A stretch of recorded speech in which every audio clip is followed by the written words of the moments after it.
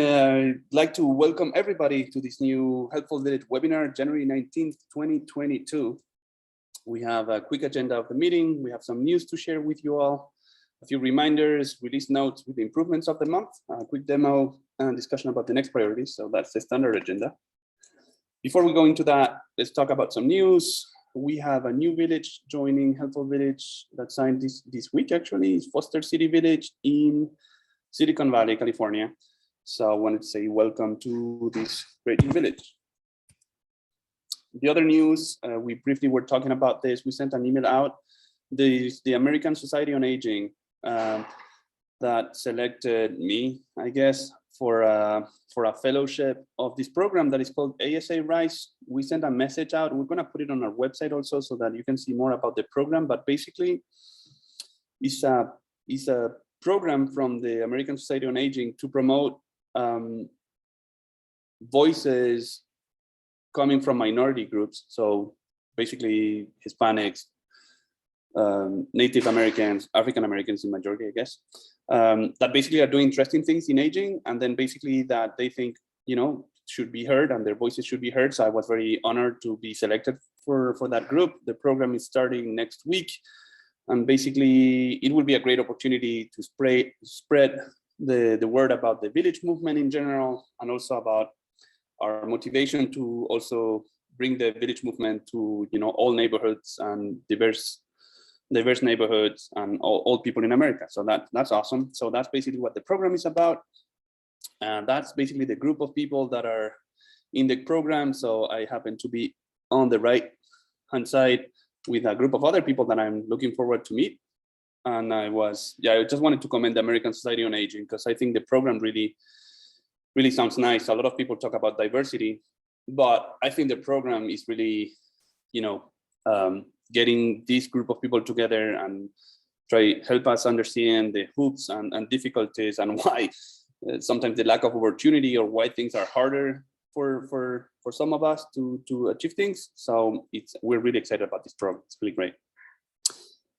Once we talked about the program, we're bringing back the pyramid that I think you know by now. Basically, this is, if you don't know, this pyramid is important, is the services that are offered by villages. So most villages offer these foundation services, which is kind of volunteer services, handyman, driving, transportation, and events, social events. Now they're COVID safe and with Zoom with Helpful Village. And we announced a few months ago some new modules that are called check-ins. We think all villages should have a service by which they commit to call all their members with a given frequency. So let's say every week, every 2 weeks, whatever frequency. But I think it would be a great service for villages to always, you know, have a phone call with their members from time to time, either from the staff, the volunteers, or other things like that. So we have a module specifically dedicated for that, and we have done some improvements I'll discuss. The other one is Village Talk, which is allowing for conversations within the village, so electronic conversations. And I'm going to also, we're doing important improvements here.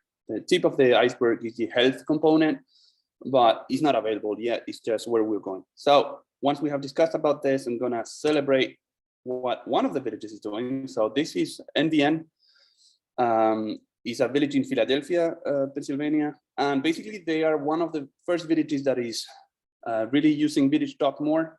And so we covered some of the names and, you know, private information, but just wanted to show you some of the conversation we are observing here that just happened naturally, right, in that group. So basically here is this person had extra tickets for a museum and library, and then he was offering if someone wanted to join them. So it's online conversations, that's right, but it's also an opportunity to create face-to-face or real life, you know, social interactions that started online. So for us, it's great. Obviously, there are conversations that sparked there. There's someone that responded, as you can see there. The second topic is the village was asking, or someone in the village was asking people if they wanted to sign the petition for a redistricting of Philadelphia or something like that. So we saw kind of the quality of the conversations there really good, because it's a place where, you know, village members talk about interesting stuff. So if your village is interested in exploring this avenue, we really like it. So you need to talk to our team and Christina, and we can help you get this started. So that's really nice. One of the things we did in particular, because Philadelphia was using the system and giving us feedback is that sometimes the members don't log into the website, right? And that's okay. But even in that case, basically we modified Village Talk so that there is a daily volunteer email that goes out to people subscribed to those groups, so basically to your members, saying with basically the description of what people have said on the Village Talk group. So even if you don't have a login, you can still read it on your email.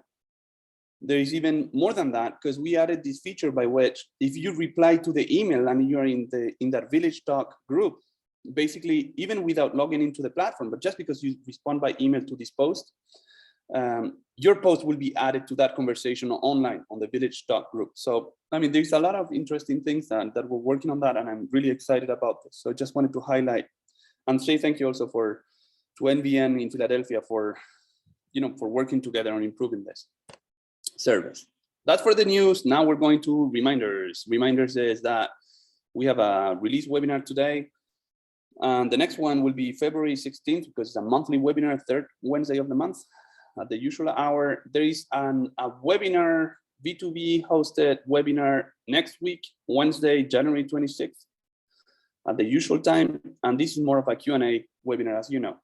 There's a couple of links here that are interesting, a training docs guide, a help center, Slack, and how you can submit improvement ideas through ask.helpforvillage.com. You already know these links, but we always want to remind you. For next week's webinar, we would invite you to send your questions ahead of time to our national coordinator, Gary Frankel, that is with JVSO Village in Houston, Texas. I mean, near Houston. It's actually Jersey. And you can contact him through this email address, which is hbusers@b2bnetwork.org. So Gary coordinates next week's webinar. He also discusses with us the questions ahead of time so that we can have some time to think about the best response to provide to your questions. And then you're all invited to register on the B2B website to meet again next week. It's a reminder about the training docs guide, how it looks like, and the help center. On the help center, you find all our training docs, and you can also search, and you can submit a service, actually a request or a ticket with your question. The good thing when you do it this way is that the system will suggest training docs that may answer your question before even you contact us. So it's a great way to do so. 2 ways to contact us for 2 different topics. If it's a bug, you need to go through the support.helpforvillage.com. If it's a new idea, so not a bug, but a new feature that you would ask to think about or to work on, then you go to ask.helpforvillage.com. So we want to keep those separate, because basically the bugs we need to act immediately. The ideas is when we make sure the system is running properly. We are moving on to the next section of the meeting, release notes. I don't know, I have a radio voice today, going quick, so I can slow down for the new features. The new features will be available on the server by the end of the week. Usually it's the weekend, can be Friday sometimes. First, oh shoot. Let me minimize this a little bit. First feature that we added this month is that Village Talk was initially only available to your Village members, but some of our customers requested that we open it up to volunteers. So we have created new groups dedicated for volunteers. So there is a new interest group that is active volunteers. So the topics that are discussed among active volunteers can be discussed there. You can create other groups, but basically there's another one that we're creating by default for volunteers called Call Managers. And basically Call Managers is several villages have call managers. Maybe you all know this, but basically people that answer the phone calls during the week, and then they basically go into Helpful Village to enter the data or the service request into the platform. But sometimes there are several call managers that work remote from different places. So we thought it was interesting to have a thread, a conversation group for them, so that they can, communicate information about, okay, I did it this morning, but I couldn't answer it. This other lady, if someone else can do it, or stuff like that. So basically we are creating a discussion group for your call managers that are also active volunteers. So opening up Village Talk to volunteer conversation. Next, switching gears, because this is for another module. This is something we're doing for the check-ins module. As I said before, we think it's great if you set up schedule of phone calls with your members. We have changed our phone tree, where basically now, because in our first version, you were supposed kind of to call every day because we're in the middle of COVID and everyone's was in a panic or something. But now we realize that you can define a periodicity for your calls. So we can define here, what we did here is Cristina Acevedo is a volunteer that is scheduled to call from time to time this other member that is called Everett. We can see that Cristina did a check-in where the member said he was feeling excellent on the 17th of January. The note that Cristina took during the meeting is that she needs groceries. And then we see another column where basically when would be the next call scheduled. So basically, because we defined that it's a weekly call, basically we can wait 6 more days until the 24th of January arrives. And then on the 24th of January, we're expecting the volunteer to do a new check-in with this member. Now, the periodicity is something you can choose. You can set it up to be 1 week. You can set it up to be 2 weeks. So you can set it up as you want. The periodicity is also depends for each person. So you can set up, a weekly call for one member, but another member just wants to be called every other week or every month. So you can set different periodicities for each person. The periodicity of the person is a field that is available on the additional member info tab of the member. And there is one, check-in periodicity field, and then you can say 1 day, 7 days, 14 days, and you decide. But anyways, here again, as I said before in the news, we were talking about Village Talk, also about check-ins. We realized that these are new modules. So if there are villages that are interested in, basically going deeper with these check-ins module, or the Village Talk, those are some services where please contact us because we can help you set it up. There is this one great village that works with us. They were doing check-ins. We realized they're still doing daily check-ins and they're not using the kind of periodicity feature. So if you have questions, just contact Cristina. We would set up a meeting to make sure that you have the configuration set right and that your operation is making the best use of the technology. So let us know because we want to have great operations for check-ins and Village Talk in particular. Okay, more news, but different topic. So new servers.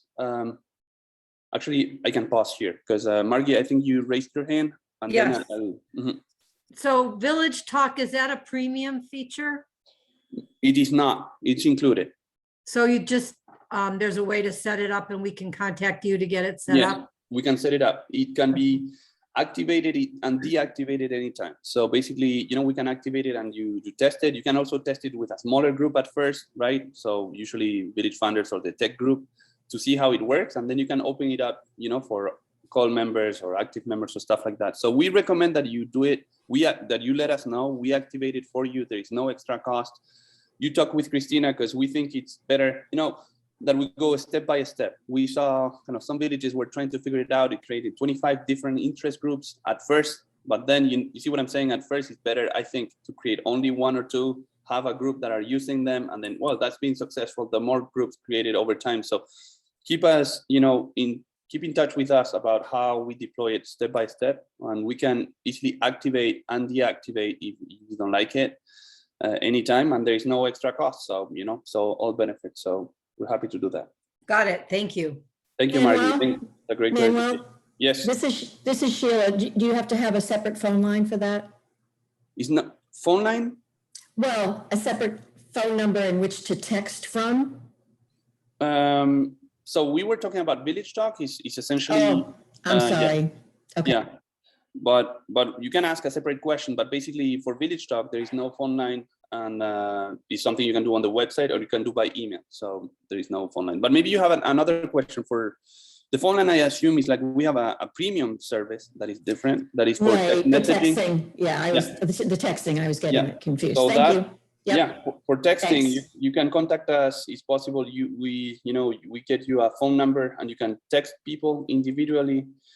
These people can also respond to the text message of the text message number of the village, and we will send an email to the admin saying that this person contacted. We're also interested in digging deeper into the text messaging, just to let you know ahead of time.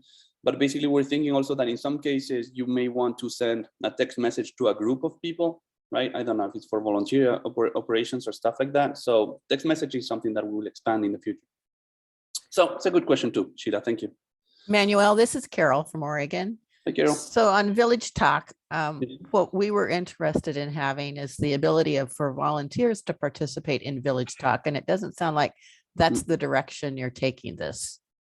It's a great question. So let's define, what you mean by participate. Here, yes, they can participate because there is a group for volunteers, right? If they're call managers or if they're active volunteers. I don't know if what you're saying is that if there is a discussion group that is mixed between members and volunteers. Is that what you're saying? Yes. Yes. So it's a great question. So what we're doing is that that may be the direction. You see what I'm saying? What we're trying to do is kind of take small steps. We brought in the members first. We're thinking about the second step to bring in the volunteers. And then potentially you can do, members and volunteers. But you know what? It's actually quite interesting to see the social dynamics and stuff like that. And then are the members expecting to have the volunteers come in and stuff like that? So we just being cautious and going one step at a time, but it's open, kind of technically it's possible. And just want to make sure that, it all makes sense, for members and volunteers so we go there. So basically just a roadmap kind of thing. So we did members, now we're doing volunteers.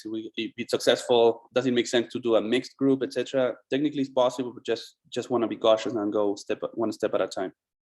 One more question about check-in. I understand check-in for members. Yes. And we want to be able to check in with volunteers once a year, just to touch bases with them and do an evaluation. Is that something that's on the horizon or even being thought about? Yeah.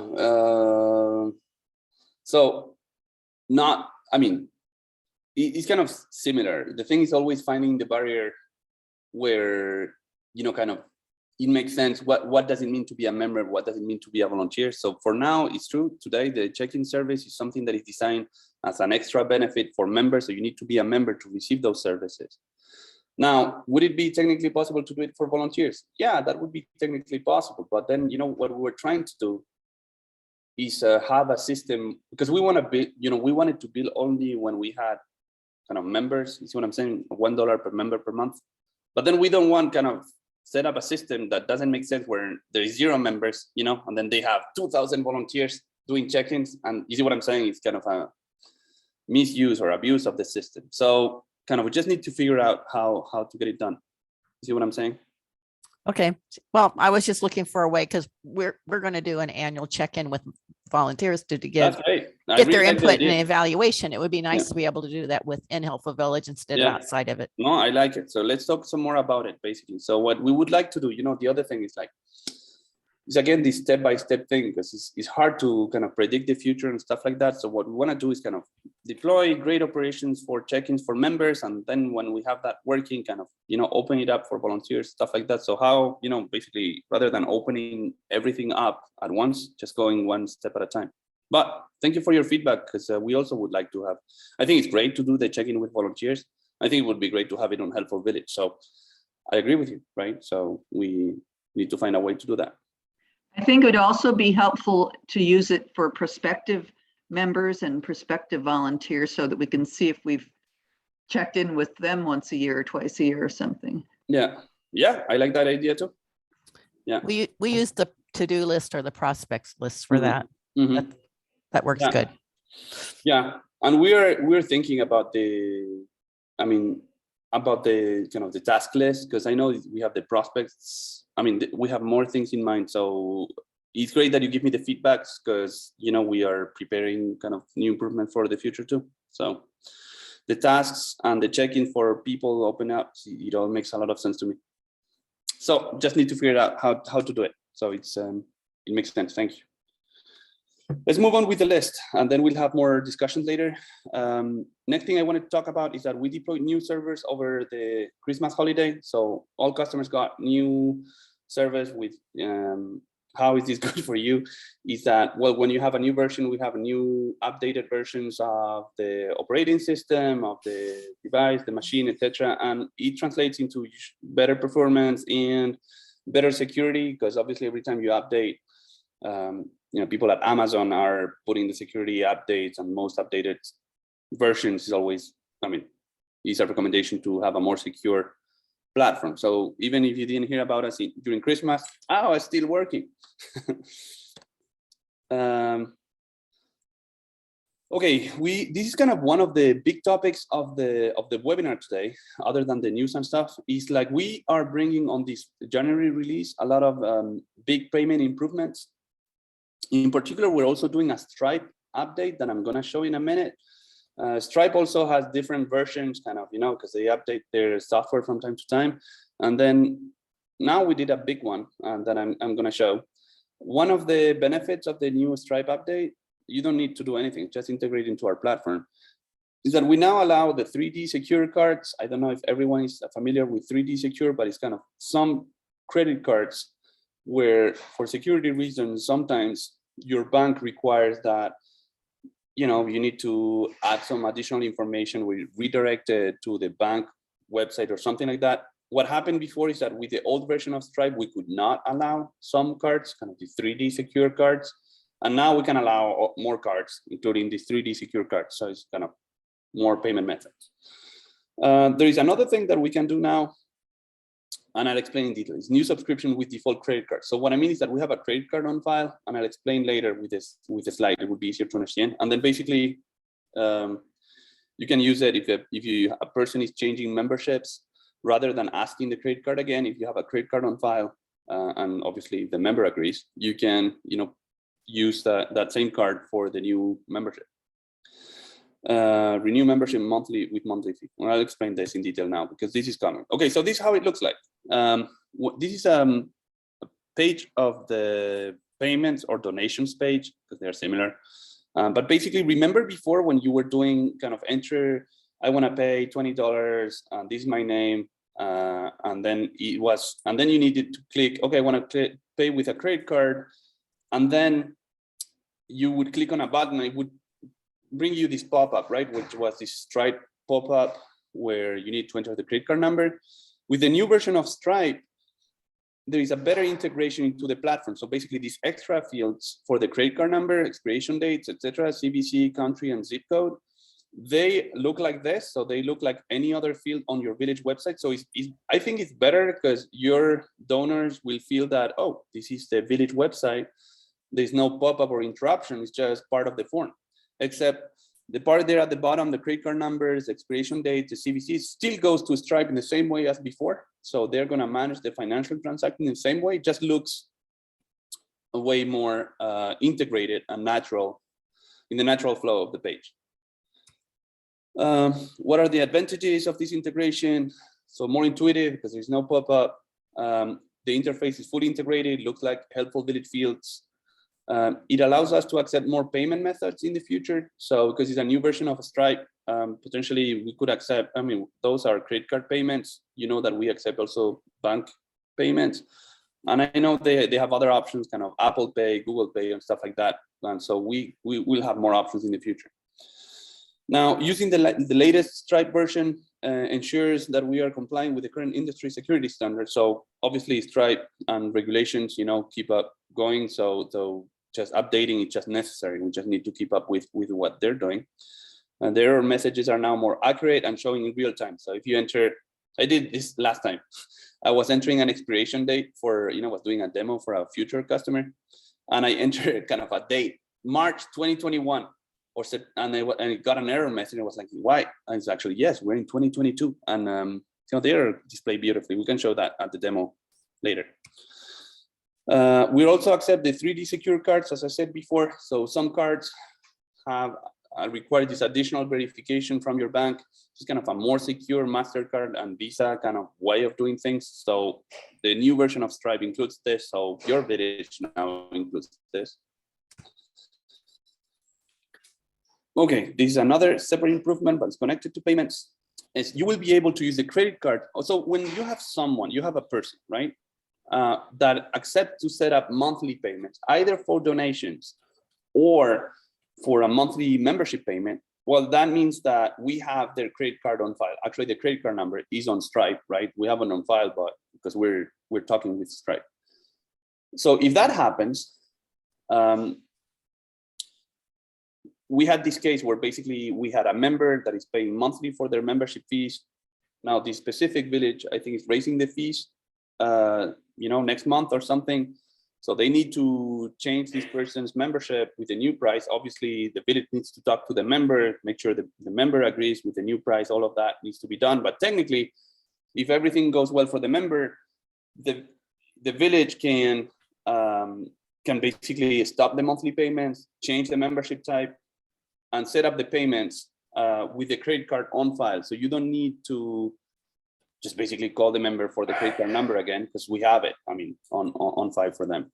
So just more convenient. You don't need to call the member and annoy them with credit card numbers on the phone and stuff like that. For this new membership will not have to enter the credit card information again manually. The system will automatically use the default card or the card on file. So that's just the same thing we said. So it looks like this when you're, you remember when you have the renew membership as an admin for a person, you just enter there. You change the membership type to use this membership type 1 monthly auto extend. One of the payment methods that will be offered in the drop-down box will be card on file. And when you do that, you can subscribe. So set up the monthly payment for them, but not enter the credit card numbers again, which would be annoying. So that's just easier for your admins. This is a different case. So let me have a pause. I also say that if you have questions about any of these features, please feel free to unmute yourself and ask. I'm happy to re-explain or explain in a different way. This is a different feature. It's also about membership. So let me explain this case. Imagine you have this member that is paying monthly, right? And the expiration date is approaching. So 30 days before expiration date, we have this automatic task that we recommend villages use, where you send an automatic email to your member saying, hey, your membership expires a month from now. We love to have you as a member with all the language you want in that email template. And then if you want to renew, please go to the website, you can do that. And now what happened before is that we were inviting people to pay for their renewal if they're in a one-time payment. But if they were in a monthly payment, we didn't have a way to basically renew their membership. It just was complicated. They needed to call the village, stop the monthly payments, or contact the village to renew for 1 more year, keeping the monthly payments up. So now what we did is just easier for the admin. So now the member just can go in, and if they already have monthly payments active, if they click the button renew my membership, it's going to extend their expiration date by 1 more year. So they don't need to contact the office to renew, and it will keep up the monthly payments as they were set up before. Now, if you have, let me explain this other case where if you have someone that is on a monthly payments plan, right? But they reach their expiration date. The day we reach the expiration date, Helpful Village will automatically stop the monthly payments. Because, for us, we didn't hear from the member that he's renewing. We're not renewing, we're not forcing him to renew. So basically, it's important for the village to check for people, in general, that they renew. And in particular, if they have monthly payments that keep going, that they make sure that the member renews and extends themselves or contacts the village to extend the membership, which will actually just change the expiration date to 1 more year. Manuel, it's Yes. Bonnie from Hi, Bonnie. Austin. Yes. How does this affect our monthly payments that renew every single month and never expire? You're right. So for them, yeah, you're right. So let me explain the context, because I know what you're mentioning, but maybe other villages don't. So one of the options on the monthly payment is that you can have an auto extend. So every time we receive a monthly payment, it extends the expiration date by 1 month. So in that case, you don't need to do anything. You don't need to hit renew. So Bonnie, the answer to you is that no change for you. In this case, people don't need to do anything. If they have an auto renew, their expiration date will change automatically. They don't need to press on that button. Then how is this different? Or Well, how would it be basic- set up differently? Because it seems like the same thing. Yeah, it's actually 2 different options. Let me check. It's a membership type is different. So basically, if you go here to demo, sign in.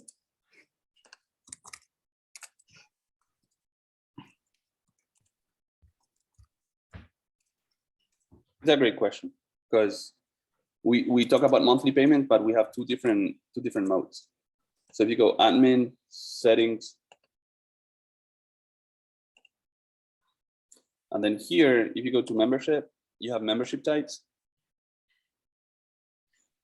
And on the membership types, you can create your own, right? And set up the fees in any way you want. Let me create a new membership type. Obviously here, there's a ton of membership types. It's just demo and testing thing.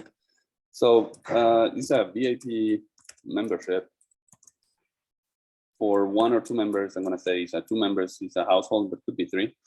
The duration of the membership is 12 months. Let's say that 30% of this membership is tax deductible. It's an optional field. You don't need to enter that one. And then you have 2 types of rights. You have full rights or social rights. So if you set full, you have access to service requests. If you're a social member, you cannot request volunteer services. When you come here, you can set up kind of your yearly fees. So let's say this one to 300, right? And then you can choose if you want to set up the monthly payments for this membership type. If you set up the monthly payments, let's say it costs, I don't know, let's say, I don't know what would be a good fee, but let's say 28, right, per month. And there are two options here. By default, you can check this box or not check it, right? If you check this box, it creates the extend expiration date for 1 month. So let me go slowly here because it's not easy. You can choose what type of membership you want with this checked on or this unchecked, and then save the membership type, and that's it, right? So then you can put people in this membership type. So people that are in a membership type where this is not checked, okay, they will be committing for a 12-month membership, okay? Their paid until date will be set to today because they have not paid for their membership yet, and their expiration date is a year from now, okay? When we receive their first monthly payment, we don't change their expiration date. We're just change the paid until date, right? So it will be January, and after 12 monthly payments, it will be the same as the expiration date.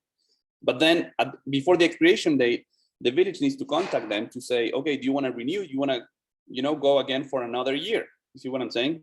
And then either they contact the office to extend their expiration date for 1 year, or they do it online with the button I just showed, where they can also renew online for 1 more year and keep their monthly payments going. Now, if they don't do it, Helpful Village will stop the monthly payments because they expired, so they should not be paying more for service. So that's the option, what happens when this is not checked, okay? So the expiration date stays fixed unless someone does something. If you have a membership type where this is the auto extend every time we receive a monthly payment, every time we receive a monthly payment, the expiration date will change by 1 month. We will be pushed forward 1 month, etc. So your members don't need to do anything to renew because just the payment is doing the renewal.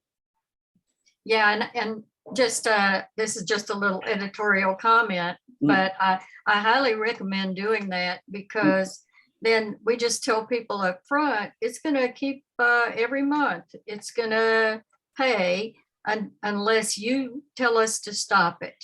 And that way they don't have to worry about renewals or anything.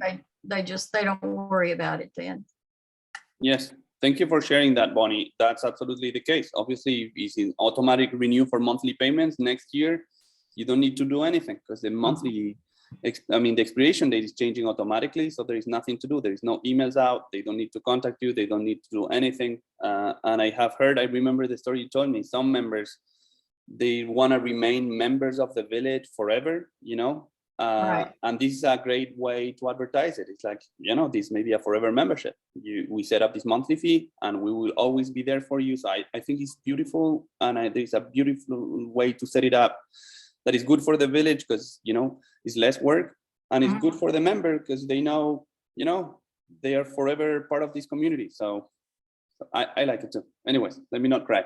Let me go back to the presentation. A question on that. Jim, yes.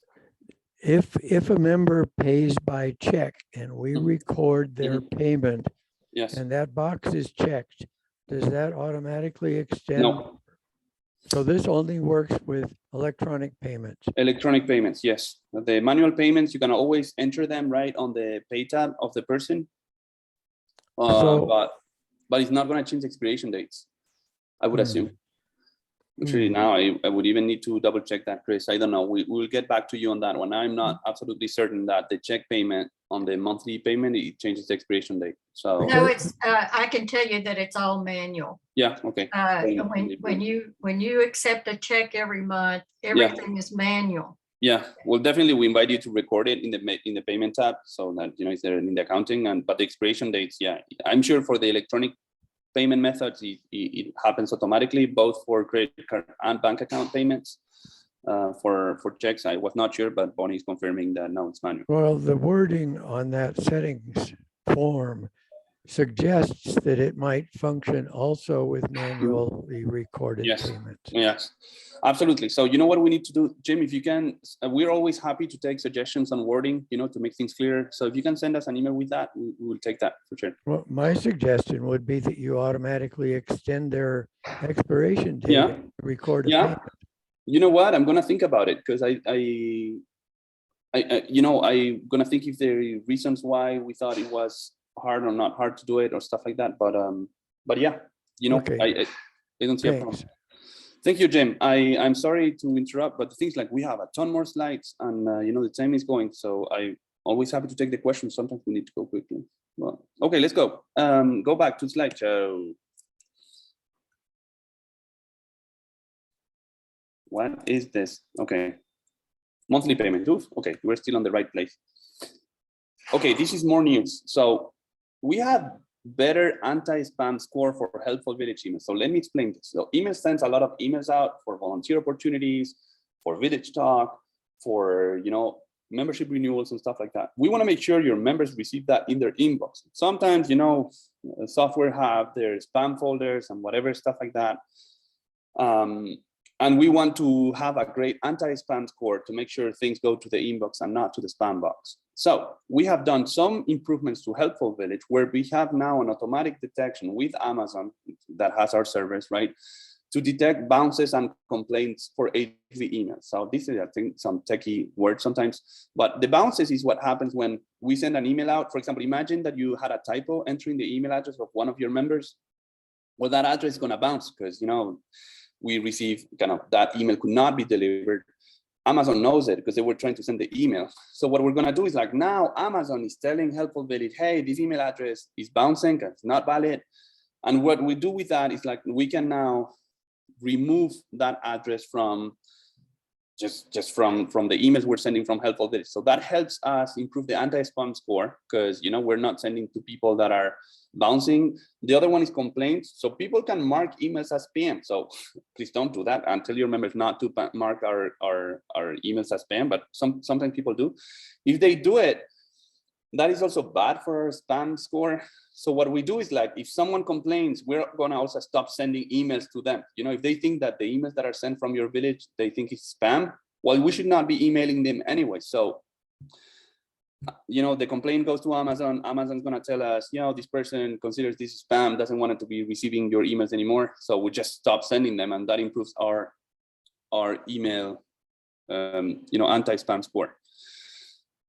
There is another message we're doing for the same, with the same goal, keep a high anti-spam score, is that now users can unsubscribe from Helpful Village messages. You're familiar with this concept because when you send the MailChimp messages, right? MailChimp has this link at the bottom that says, hey, you received this because you're in this newsletter. If you want to unsubscribe, you can unsubscribe, right? So we're doing that for the MailChimp messages before. Now we're adding this for all the Helpful Village messages too. If someone thinks that you're spamming them, they should have a way to be removed from their mailing list. So we are adding this month.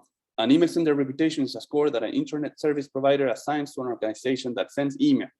The higher the score, the more likely an ISP will deliver emails to the inboxes of recipients on their networks.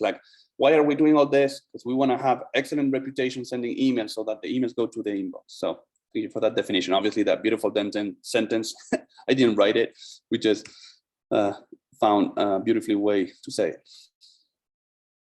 This is an example of how the Helpful Village email, so these are Village Talk email, but now includes a link at the bottom saying you can unsubscribe to email notifications if you click on this link. So, people, okay, they were subscribed to Village Talk, they don't want to be there anymore. We want to preserve our email reputation, so they can go in there. When they click on that link, they will be taken to this page. There is an unsubscribe page where they have different options actually here. Sorry. things that they can unsubscribe for. So maybe, you know, they have the option that they want to unsubscribe from the newsletters, basically everything that comes from MailChimp. They have the option also to unsubscribe from all Helpful Village emails. So basically, or they have, you know, and they have these subcategories there. For example, they can say, okay, I want to unsubscribe from all the Village Talk notifications. They check that box and unsubscribe them from part of Helpful Village activities. Volunteer activities, the same thing. If they, I mean, they should never do this actually, but basically, you know, if they consider this unsubscribe, they can remove themselves from. Actually, why not? They can actually do this. They can unsubscribe from the daily volunteer email for volunteer opportunities. If they don't want to receive that email every day, they can click on the box. We will not bother them if they didn't want to. But obviously, we want them to receive that email and to respond. When some of those happen, basically, that you will see that in the tags, you know, on the general tab. So basically, there's a few new checkboxes. One is HV email complaint. It means this person considered this was spam and complained about this email. And there is another one, which is HV email bounce, which is now this email is not valid, etc. So just, you know, just kind of unsubscribing people whose email addresses don't work or that did not want to receive this email. Okay, just want to explain this unsubscribe and mailing list is something we're also gonna, I know it's sometimes the vocabulary is a little complicated about complaint, bounce, and stuff like that. We're obviously working on the training docs that will be published. So if you have questions about this, first, the training docs are coming. And second, there is a Q&A webinar where we can discuss all of this with more time next week. Okay, new feature, easier to understand, new report, volunteers by category. So on the reports page, there is a new button, volunteers by category. When you press on that button, you have a spreadsheet file where basically we take all the volunteer activities you have, computer whiz, drive, errands, etc. And we're going to list all the volunteers that are in that group as active volunteers so that you have your contact information. So if you need quickly to print a list or have on your computer a list of people that are your drivers or computer whiz or etc., well, then you have a new report that's going to give you the names of volunteers for each one of your volunteer activities. These are the columns of the right of that same, you know, report where you have their join date, hours completed, services completed, miles driven. Second report that is new this month, volunteer services by category. It's kind of funny because it makes me think of kind of a wording game where it's kind of volunteer service categories or categories of volunteer services volunteer. So just reordering the words. But here is this. You press on this button. Now, when you pull this report, you can choose a date range as before. So the volunteer services that were done between January 2022 and the 14th of January. And then you can choose if you want to select only the completed ones, the requested ones to complete and fulfilled. So basically just this additional field where you can choose the status of that request. And when you do that, it produces this report with this table that you're familiar with saying, okay, that you know, we have done this many services with this many scheduled hours and this many reported hours. So great new report. This is another change to our report. This was a pre-existing report. It's the report you can see here, providers by category. So this usually, these are the professional providers that are recommended by your village. Now, so you can produce a PDF with the providers you have on your database. Each provider can be visible to members, and there is a second category that is screened or vetted, etc. So if your village, some villages screen or vet their providers, some don't. So you don't have to, but it's a possibility you have. Now, what we had here is that by default, this report was printing all the providers that were visible to members. But now you have an extra option on this report where basically you can also select that only the screen providers are present in this PDF report. Just for the anecdote, one of the village we were working on with this, they actually print this report, this PDF report. They also do the members directory PDF report. They actually have a binder that they give to their new members. So it's kind of interesting concept. Well, in a way, I'm very electronic myself, so I'm not necessarily for printing, but in a way, I understand that giving an item to their new members that has all, you know, valuable information kind of makes sense. It's just 2 clicks. So it's interesting. Background checks. We have heard of this before because we announced it a long time ago. But when we were releasing, we realized that there were other things with Checkr that we need to configure for the interface. And now we're launching them with this release. So we had worked on that and was not completely ready. Now we have it ready, so it will be up there. So background checks, what it means is, well, the background checks you're already doing for your volunteers, kind of criminal record database search and stuff like that. But now you can do it from Helpful Village. Go to the volunteer tab. There's a section that is for background checks. And then from there, you can request a background check. So the way this works is that you go on Helpful Village, the volunteer is a person, you create the volunteer, he has a person profile, you need to enter their name and their email address. And then basically your volunteer will be sent to this other external website from this provider that's called Checkr. And they submit their data to Checkr. So we don't see that. Checkr is going to ask for the social security number and all of that. And we don't store and we don't see that data, but basically they will use it for their background check. When you click on the button to request the background check, we're going to display this message to you explaining what the background check is about. Helpful Village does these background checks with Checkr. We're searching the social security number trace, the national sex offender search, global watch list, national, etc. And then in this case, when there is a hit on the national database, they need to do a search in a single county, and you'll read all of this. But basically, if it's a green light, there is nothing on there's no problem with the background check.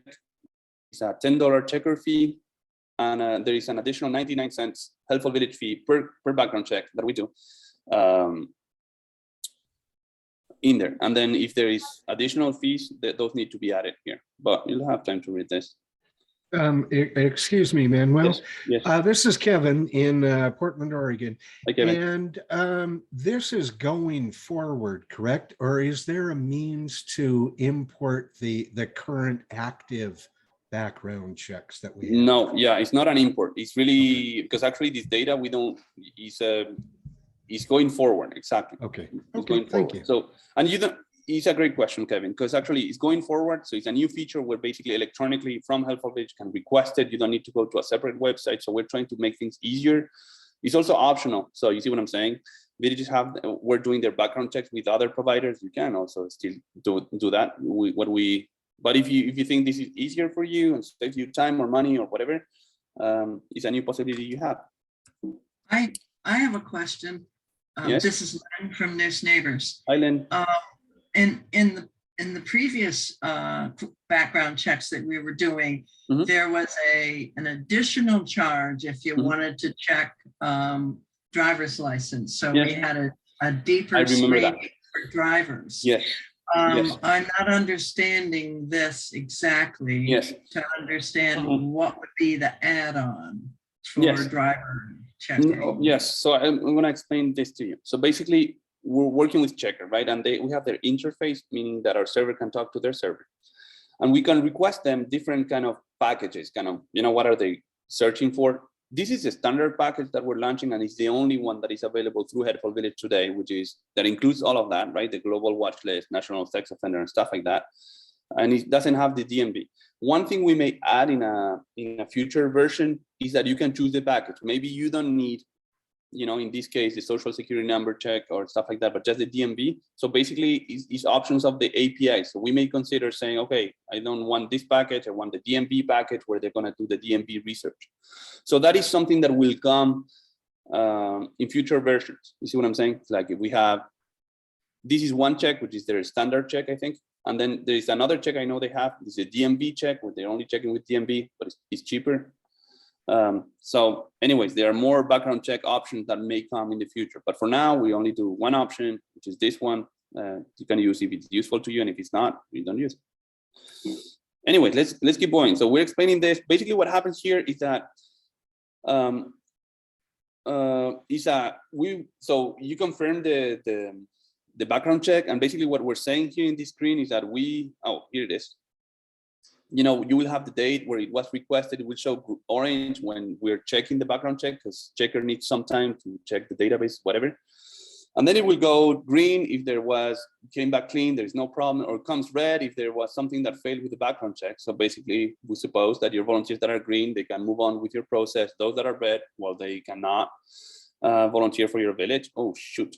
So let me come back here. But basically, in this step, what you do is that obviously it's orange while it's not in progress yet. And then we have this checkbox, because basically what we do is like, when the background check is completed, Helpful Village is gonna pay for it basically. But what you're saying here is that you agree that we add the fees for this background check to your monthly Helpful Village invoice, okay? And then there's a checkbox there. And then when you request it, what happens is that there is an email that goes to your volunteer. That volunteer receives that email that looks from this, that comes from Checkr, right? Saying, explaining them that there is a background check that needs to be run. So this is not on the village website. This is kind of the background check partner website. They accept to start their background check. When they do it, they have this path and they have welcome your rights disclosure. So they need to do a few things on their website. And in particular, enter their name, their social, date of birth, and stuff like that. Contact information and their email. When they continue, there's a summary of their rights that they need to review. They acknowledge the receipt of summary of your rights, etc. They just keep going on Checkr, and there's more checks, whatever. And then you keep disclosure, you continue. I mean, there's all this legal stuff, right? On them, and at the end, they need to sign the background check request, say that they're not a robot, they submit. And then what happens is that Checkr runs their tests, right? And then at one time, their server talks to the Helpful Village server. So when we receive their validation or not validation of that background check, we will send an email to your services manager when the background check is completed, and it will obviously show this color. So it's going to be green if it's there was no hit in the background check, and it's show red if there was a problem with the background check. So it's integrated into Helpful Village, comes back to us, etc. There's one more idea I wanted to discuss with you about this. Is that one thing that I'm interested in, but I wanted to ask for your feedback, is that we have all this workflow that is integrated with Helpful Village, because in the volunteer tab, you can request it from there and stuff like that. One idea that was submitted before by one of our customers is the possibility of matching this with a fundraising campaign. So we're thinking maybe we can just change the workflow a little bit, where basically we can send an email from Helpful Village inviting the volunteer to make a donation to cover for the costs of the background check. And I know some of our customers are doing that, but we can do that more automatically, kind of in a workflow. And then if they pay for that, they make the donation, then they will be sent to the Checkr and stuff like that. So basically what we want to do is that just ask for your feedback if you can, either on the chat right now or next week at our meeting, or by email to support@helpfulvillage.com. Just let us know if you think we should do something smart with a fundraising campaign where volunteers pay for their background check and basically covers financial risk of this whole operation. Another clarification I wanted to make is that you're billed for the background check only if the background check is completed. So what I mean is that if you invite a volunteer to do something, the volunteer doesn't want to do it, or doesn't follow up or something, then you're not billed because background check was not run. This slide, I'm gonna go quick, but basically these are, actually, let me spend a little bit of time. So these are different packages I was saying from Checkr, right? So our partner, they say there's this base package that checks all these things for $10. They have another package which has $25 check, where they include 7-year county criminal search in their current county of residence. And then there is a pro package where I don't know the difference now here. We can research this for you. Oh, unlimited number of counties, and this is the county of residence. So anyway, the background check, they're running it also for volunteers, but this company runs it for professional service when you're hiring a person and stuff like that. So maybe this may be too much. You let us know if you think this is kind of, you want any of these packages. They have another basic package that is kind of $5. This is the DMV package. So we may modify our interface so that each village can request, okay, we're more interested in the 10. For now, there are no options. The only option that is configured on Helpful Village is the base package with a $10. And these conditions now down here. There is a note or a oath, as it says here, is that we'll pass. So this stripe passes through any county court, state, and DMV fees at cost. And then this is a link that explains that in every single county in America, the fees for these things are a little different. So if you're interested in any of this, you can contact Christina. These slides are made available to all people in the webinar, so you can check all the fees and stuff like that. And also I mentioned there's the 99 cents Helpful Village fee for part of the work, talking to Checkr and stuff like that. And that's it. I made it to the end. I was stressed out because I thought we would do overtime, but only 2 minutes. So that's totally, totally possible. So these are new current priorities. We have a bunch of reports that we have on our list of things to do.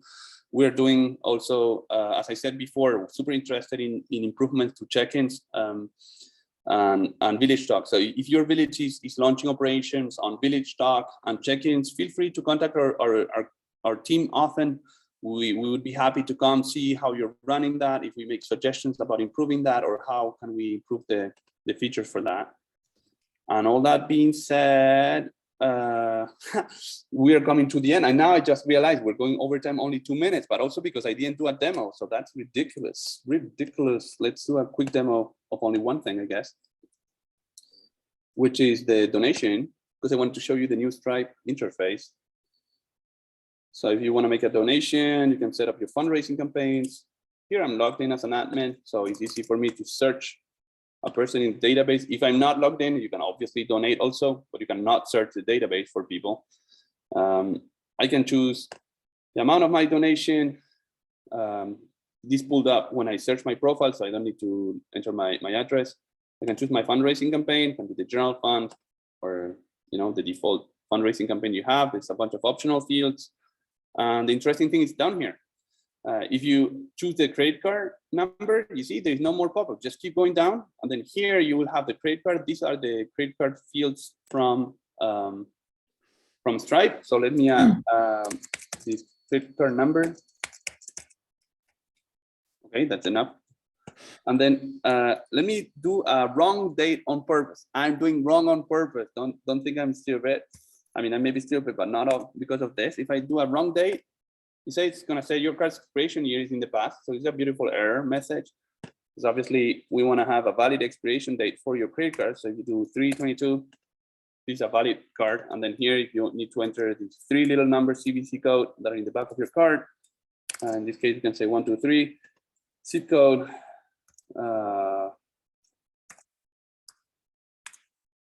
And then so this is the new Stripe thing. So it's kind of funny because in a way it looks so natural on the Helpful Village form that it is a little bit kind of, well, what is so interesting here? I don't know.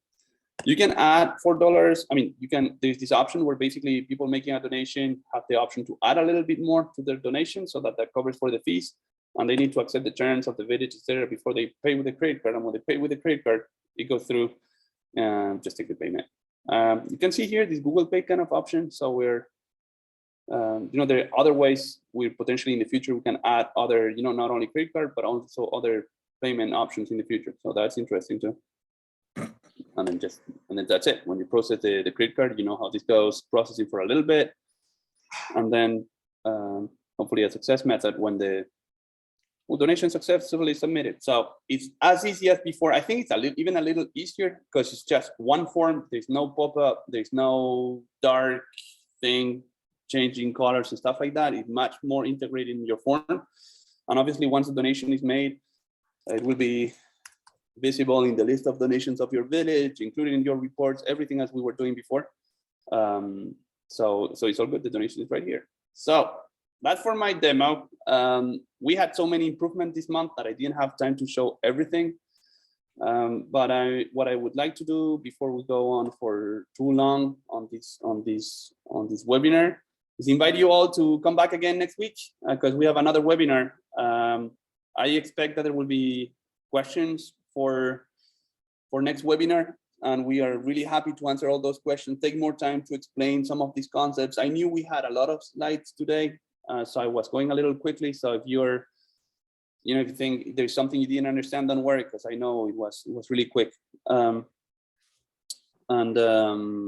we can discuss more, calmly next week at the B2B Helpful Village webinar next Wednesday at 2 p.m. Eastern, 11 a.m. Pacific. So in the meantime, I want to say thank you all. We'll be deploying the new version to the server this weekend, and we're excited about meeting again soon. Thank you, and Happy New Year, because it's 2022. Thank you, Manuel. Thank you very much. Thank you all. Thanks. Bye. Congratulations again. Thank you. Bye. Thank you. Bye.